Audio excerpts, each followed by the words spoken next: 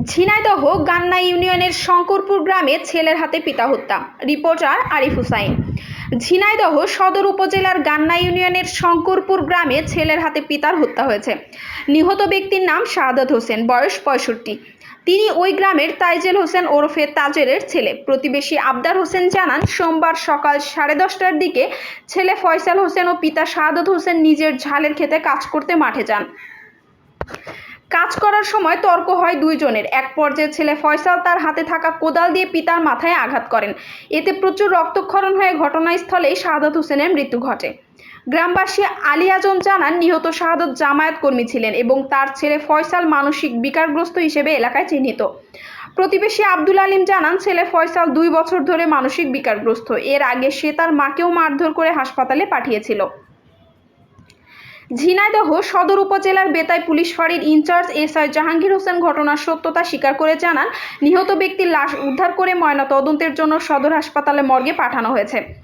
সদর থানা ইনচার্জ আব্দুল আল মামুন জানান, বিষয়টি তদন্ত চলছে, তদন্ত শেষে বিস্তারিত জানা যাবে।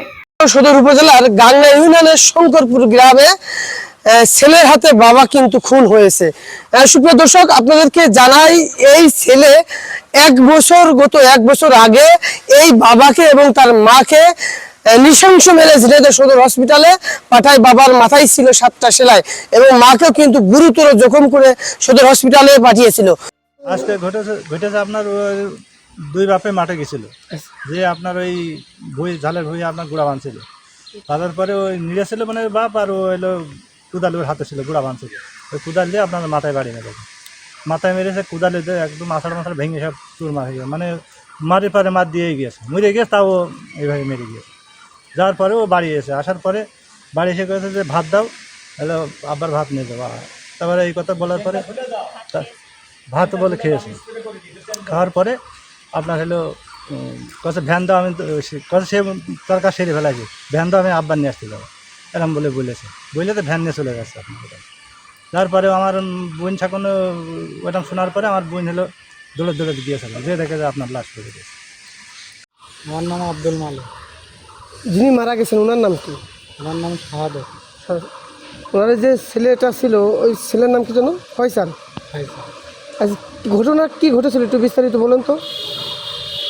ঘটনা, এখন আমি তো বাড়ি ছিলাম, আমার সকালবেলা ফোন ছিল, ঠিক আছে, যে আপনার শ্বশুর মাইরে ফেলাছে আপনার কুটুমি, তারপর চলে আসে।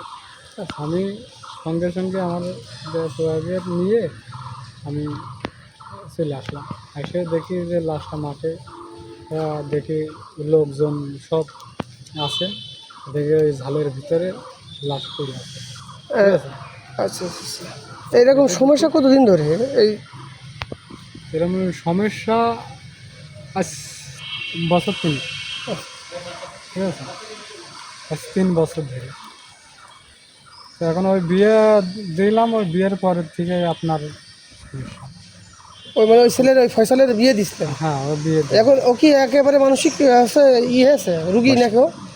এখন ভালো না থেকে ভালো থেকে বুঝেছেন, আপনার ওই মাথায় সমস্যা হয়, থেকে সমস্যা।